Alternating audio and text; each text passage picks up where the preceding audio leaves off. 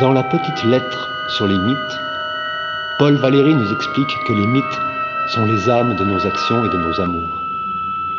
Nous ne pouvons agir qu'en nous mouvant vers un fantôme. Nous ne pouvons aimer que ce que nous créons.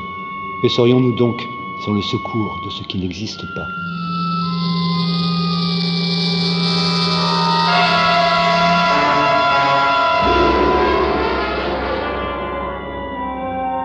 La science, du latin scientia, qui signifie connaissance, est ce que l'on sait pour l'avoir appris, ce que l'on tient pour vrai au sens large, l'ensemble de connaissances, d'études d'une valeur universelle caractérisée par un objet et une méthode déterminée et fondée sur des relations objectives vérifiables. Serions-nous tellement dépassés par tant d'abstractions ?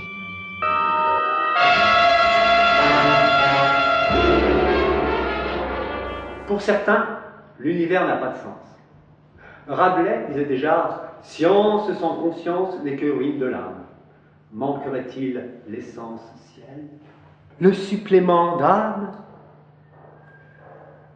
Depuis 1925, la physique quantique ne nous donne-t-elle pas les arguments nécessaires pour nous détourner enfin de l'objet classique, tourner le dos à cette réalité restreinte? Ne nous dit-elle pas que c'est notre manière de saisir qui pose problème? L'univers physique est en essence non physique. Le temps et l'espace sont la construction de cette immatérialité. Ce qui se passe à l'intérieur d'un être, dans son cerveau, dans sa façon d'observer, de faire travailler sa mémoire, son esprit, est une interaction observateur-matière qui ne fait rien d'autre que transformer les choses en réalité. Le merveilleux existe à un niveau beaucoup plus fondamental de la géométrie espace-temps et peut influencer nos actions si nous sommes ouverts à ce processus. Il nous connecte de façon exhaustive avec le reste de l'univers et à ce niveau-là, le sommeil paradoxal est pour nous un outil de premier ordre.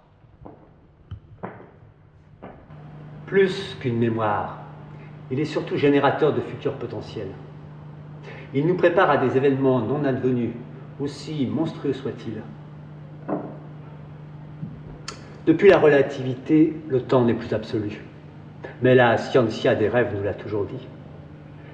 L'imaginaire ne serait-il pas ce qui nous réunit? L'imagination, une pure fantaisie, certes, mais pas plus que le monde subatomique inventé par des physiciens qui essayent de comprendre ce qui se passe. Toute chose existe par cela seul qu'elle est imaginée, et que cette existence est autrement réelle que celle des prétendues réalités. Pavlovsky souligne dans Voyage au pays de la quatrième dimension combien chétive paraît la réalisation de l'avion comparée à ce pressentiment général qui obsède l'humanité depuis les premiers âges, la libération des forces de gravitation, la lévitation, due peut-être à notre seule volonté. Dans l'Antiquité, alors qu'aucun moyen de vérification n'existait, Épicure supposait, pour rendre compte des choses les plus importantes, un événement aussi petit et insignifiant que la déclinaison d'un seul atome, et cela pour introduire furtivement les astres, les êtres vivants et le hasard, pour que notre volonté libre ne soit pas annihilée. Cette indétermination, au centre de l'explication de l'univers, est en fait au cœur même de toute réalité. Combien de découvertes se sont faites, par exemple, au moment où l'explorateur découvrait une anomalie?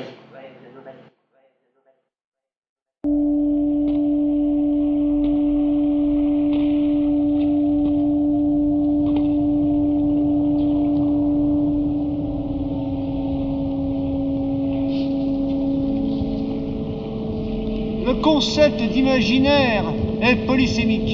Il renvoie à une multiplicité de sens selon les points de vue adoptés, les auteurs qui l'utilisent ou les champs théoriques qui s'y réfèrent.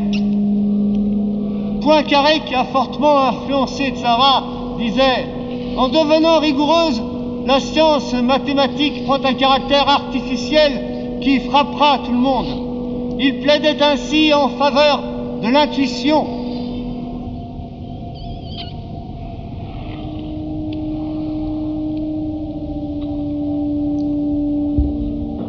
Combien l'opposition entre l'homme de science et le mage est artificielle.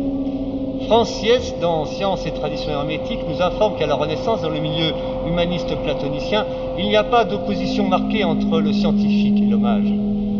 Bacon ou Paracelse, par exemple, concevaient la science comme une force et une connaissance capable d'agir sur la nature et de la transformer.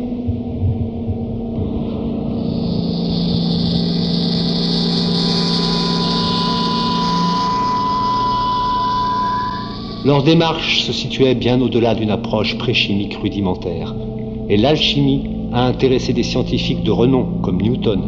La table d'émeraude, premier texte connu de la science hermétique, ne nous dit-elle pas dès la première phrase « ce qui est en haut est comme ce qui est en bas ».